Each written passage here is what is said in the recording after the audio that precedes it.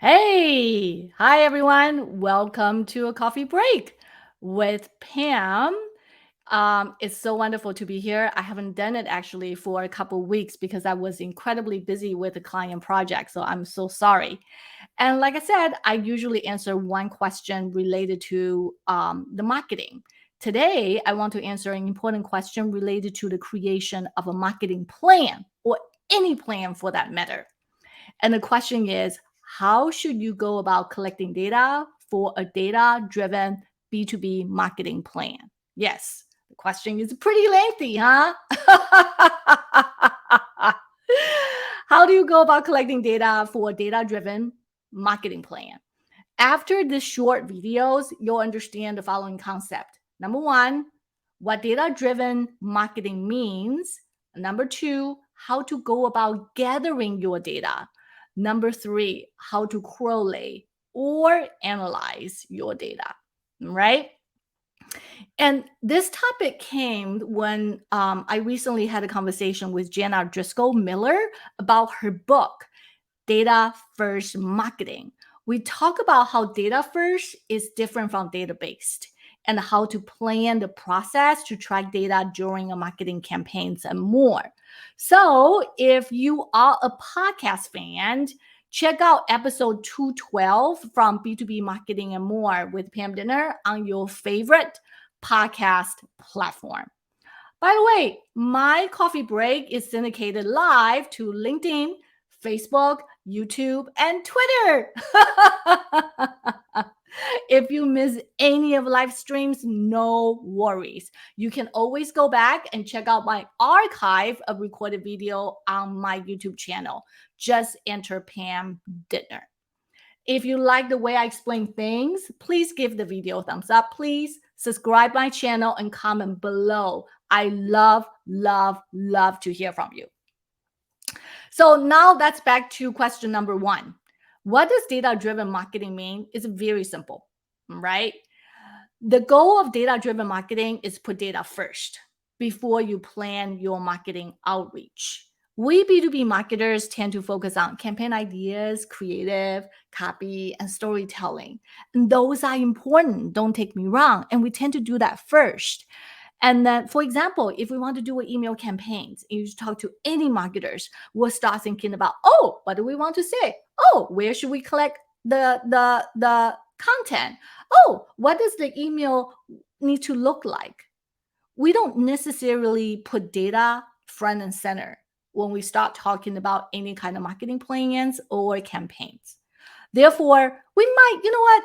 We might set up goals and success metrics in advance, but we wait until so much later to start talking about how to gather and collect analytics to showcase the actual results. I myself is the guilty one. I do that all the time. So when I'm working with the clients on any kind of demand gen or any kind of campaigns or even marketing plans, I always start thinking about, okay, what should the data, what should the flow of the presentation look like? What should the campaigns look like? What kind of content should I use? And then later on, I was like, oh, by the way, we need to measure our success. So the logic behind data-driven marketing is to make sure you align the process, tracking the end goal at the same time. I really mean it. At the same time as you start creating your campaign plans. That's it. That's what database marketing plan is. Think about your data first before you do your campaigns and the marketing efforts. Okay, like I said, content and the creative concepts are very important, but data collection and analytics are equally important, especially in the world of digital. So it's time to shift your mentality. All right, don't put data like later when you are thinking about your campaigns, thinking about your plans, think about data at the same time. Next one. All right, now you are thinking about data. Okay. But how should you go about gathering data for your plan? Well, there are two ways to go about doing data gathering from my perspective. Number one, if you know what you want to say and what issues you want to address as a part of your plan, yay! You can gather data based on what you want to communicate, because you already have a very solid ideas what you want to say anyway, right? So then convert that into a list of questions and then use that as the baseline to go out and search for the data to substantiate the points that you want to make. What if you don't know what you want to say? If that's the case, you need to start gathering data internally and externally. And then you have to study the data you gather. Hopefully, by doing so, you will understand the lay of land and also have a point of view in terms of what you want to communicate and share in terms of your recommendations. With that being said, what kind of data do you need to look for internally and externally? Well, here are some examples of internal data gathering to help your marketing plan. Number one, very important, you always need to know your company's goals and the business objectives. What is the revenue goal and what's the business goal that you want to accomplish, right? You need to understand that and you need to articulate that. The next level is if you are creating, a marketing plan just for your division, but you are part of the bigger marketing organizations, well, what is the organizational why marketing objectives, if there's any, right? Make sure that you align with that as well. Another thing that you can gather is in many companies, they also have a primary marketing research data and report that conducted by your product team or your marketing research teams. And some of them probably have done the messaging testing or persona research. Go find that as well, right? Study that.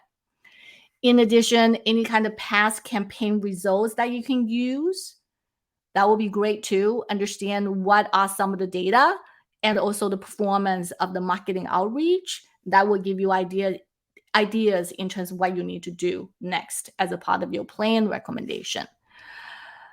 In terms of internal data gathering, there's another part or another piece I think is very critical is interviewing your stakeholders. You need to talk to your stakeholders and management, understand their concerns and expectations. In addition to sharing your marketing recommendation, a big part of B2B marketing plan is to address stakeholders' concerns and expectations. And speaking of stakeholders' concerns and expectations, several weeks ago, I did a tip and tricks of how to interview your stakeholders. And so check out a video. I think the title is the important tips and tricks to interview your stakeholders. You should be able to see kind of like a YouTube video on my screen. And so check that out if you are not sure how to interview and also talk to your internal stakeholders. All right. So like I said, there are many data you can gather internally. The most important thing is actually talk to your stakeholders, understand their needs, their gaps, and also expectations. And you need to address some of those concerns as a part of your plan. What about external data? Well, here are some examples. Technology and trend reports, competitive analysis, industry case studies, or best practices are good examples that you can gather as a part of external third-party data. In general, talking to your customers and also the expectation, understand the existing gaps, as well as studying the trends and the past results will give you some ideas how you want to lay out your marketing plan, right? So gathering data is one way to understand, okay, what actually did well. And also you look at the past. You also, with the future trends, you also look at the future. And with that information, that will give you some ideas in terms of what you want to communicate as a part of your plan. Once you have some ideas in terms of the recommendations and also the gaps you want to address, then you kind of know what kind of data that you need to use to substantiate your recommendation. I always tell my clients, think of your plan like answering a list of questions that your stakeholders have, but you have to do it in a very logical and coherent way, right? So don't create your marketing plan like I'm answering the questions. but create it in a way that it flow in a very coherent way, that you are, as if you are telling a story one after another. Okay. The next question is, how can you analyze and correlate the data? All right, this question is tough to answer, right? It's very hard to answer. It really depends on what data you gather. But the key is not to look at the data points separately in silos.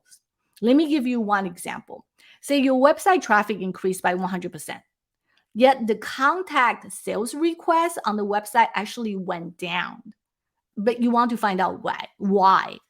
You may need to look at, the number of the blog post produced, or even content pieces that has been created during that time. Maybe that you pushed out more content. Maybe you actually increased the frequency of your outreach or your social media posts. Maybe there was a big event that happened during that time, and a bunch of salespeople actually attended the event and gathering a lot of leads. And there was a post event email that has been sent out that kind of increased the traffic, but nobody actually take the bite in terms of contacting sales. So you need to actually go look at the data, not just the website traffic. You also need to separately gather data from different places to understand why the website traffic actually went up. So don't look at just one data point, and look at the multiple data points together collectively to determine and have assessments and a point of view in terms of why, right, the data really doesn't, chive. So that's the thing I'm talking about in terms of, hey, when you are looking at the data, and look at the data in a very collective manner. And in a way, it's more kind of like you need to study the data that you gather. Is that helpful? And studying the data you gather is just as time consuming as gathering it. And I always tell my clients, allow 20 to 50 hours, depending on the data that you gather over time, to really analyze and internalize the information that you gather. Data-driven marketing allows you to gather and analyze data and create a plan that is sensible and supported by data point. Of course, I'm not saying that ignore your gut feelings still count, but you still need to find a logical way to explain why your team and the management should go with your gut. You still need to find data to support that to some extent. So always possible with data-driven marketing. All right. And when you create your marketing plan, remember data is your BFF. I hope you enjoyed today's coffee break.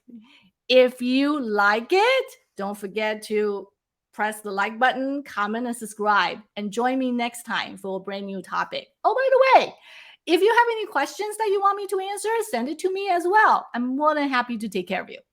Take care. Bye-bye.